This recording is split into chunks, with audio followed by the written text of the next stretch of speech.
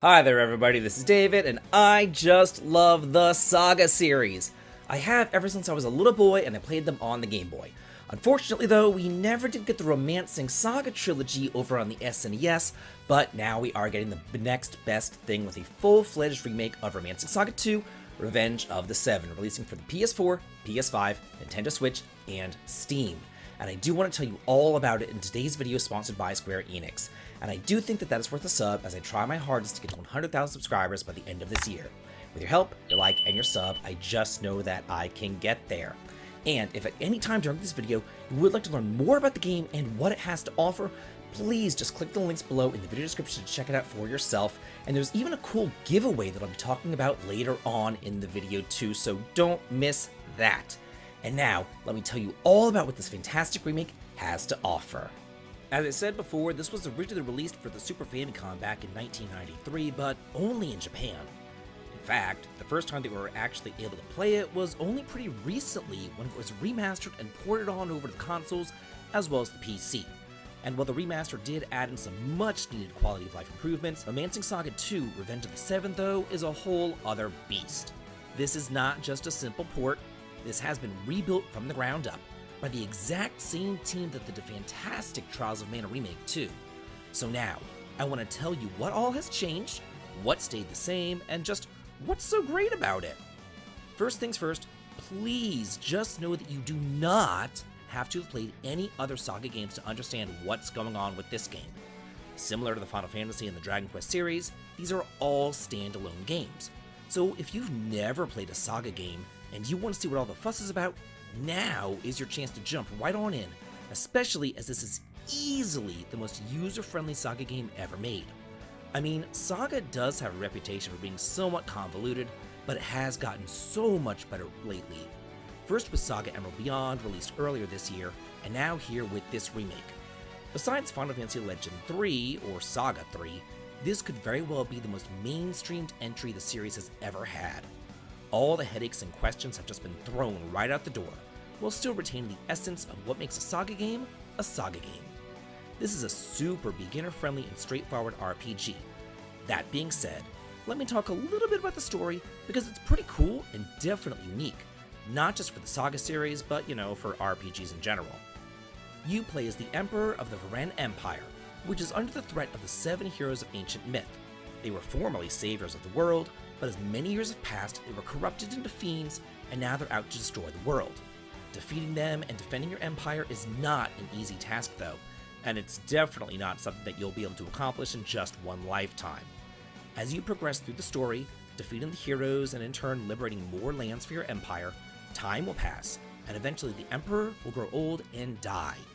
But Emperors of Varen have the power of inheritance magic, so you'll get to pick and choose the next Emperor to play as, and they will inherit all of the previous Emperor skills.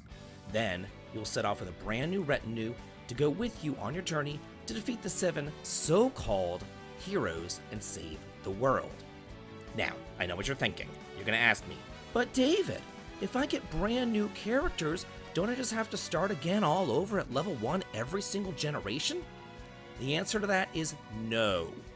The Emperor will continually inherit all of the skills that the previous Emperor had, and the new party members available in the tavern will pretty much just be straight upgrades of the previous party members that you already had, along with some brand new classes that you'll unlock with each subsequent generation.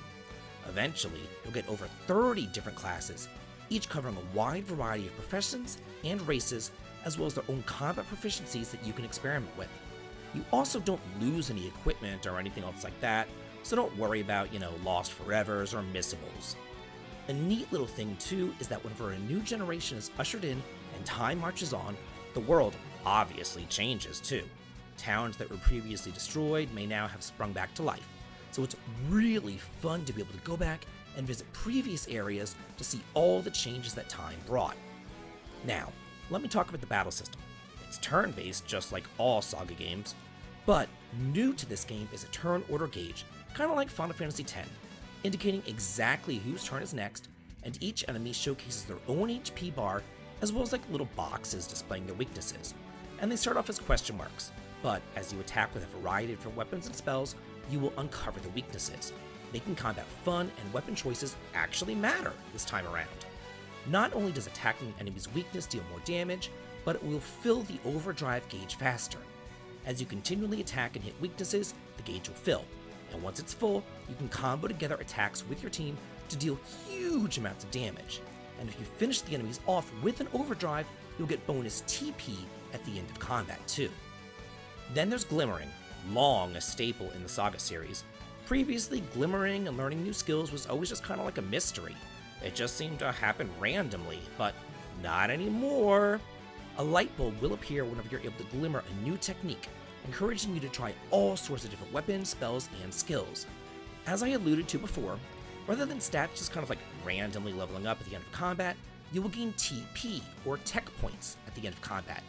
And the more you use certain weapons and spells, the more TP you'll gain towards them. And TP contributes towards the growth of your HP, your BP, weapon and magic skills in a tangible way, because it's actually shown on screen.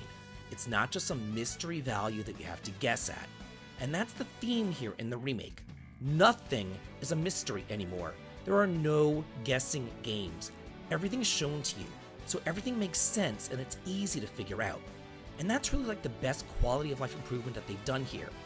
Everything that you would like to know about your characters is right there at your fingertips, making recruiting party members for your retinue and formulating your party just a breeze. And remember how cool formations were back in other RPGs, and how those formations would affect your different stats? Maybe an attacking formation to power up your offense, or a magical formation so that your wizards could like blast the bad guys to smithereens? Well, those formations are here too. And the more side quests that you complete, and the more people that you talk to, the more formations that you will learn and unlock, greatly increasing your effectiveness in combat. Also, in a really cool nod to the series' history, Mr. S from Final Fantasy Legend 2 is here, and he kind of serves as like the same function as the little cactus did back in the Trials of Mana remake. He'll be hiding all over the place, and once you find him, you'll get a stamp. The more stamps that you get, the more powers and benefits that you'll unlock, highly encouraging you to explore every single map and look around each nook and cranny. There's really just some like incalculable changes here, making this just such a more enjoyable experience. For instance, now after battles, you'll recover all of your HP. Also, all weapon techniques are now shown in a single menu, and all enemy weaknesses are now visible. And in another simply genius change, before every boss fight there is a save point and a BP restoration point too. That way, you can use all your skills on your way down to the boss, and you don't have to like conserve them constantly like you used to have to do.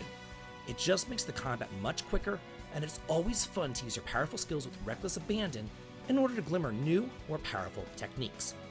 They really did think of everything. All of your objectives are shown on screen, so you won't be confused on where you're supposed to go, and fast travel can be accessed from like just about anywhere to warp all over the place in a snap. Quests are listed for you, and it's just streamlined in such a user-friendly way. SaGa has never been more accessible for new players. Not only that, but while the original game was notoriously difficult, this remake has made it much easier to play how you want with 3 different difficulty selectors. It even included the option for both English and Japanese voice acting, as well as the option to listen to either the original music or the rearranged tracks, which are really well done if I do say so myself. All in all, this is a superb remake, and it's up there with the Trials of Mana remake insofar as like how the original game is elevated to an entirely different level. They took the bones of the game and just raised it up to a masterpiece. And I implore all of you, if you've ever had any interest at all in getting into the SaGa series, but you just kind of felt like overwhelmed by it, here is where you need to start, because this is easily the most beginner-friendly entry the series has ever gotten. It is just superb. But wait, there's more! Square Enix is hosting a giveaway on their own channel for fans of the series like you and me. So please head on over to the Gleam link in the description and use the code word 7 for a chance to win some cool prizes too. So that's it for my overview of Romancing Saga 2, Revenge of the Seven. And if you would like to learn more about it, please just click the links below in the video description. And now I want to ask you, how do you feel about the game? Are you going to be getting it? Let me know in the comments, and we can all talk and chat about it. And as always, have a good day.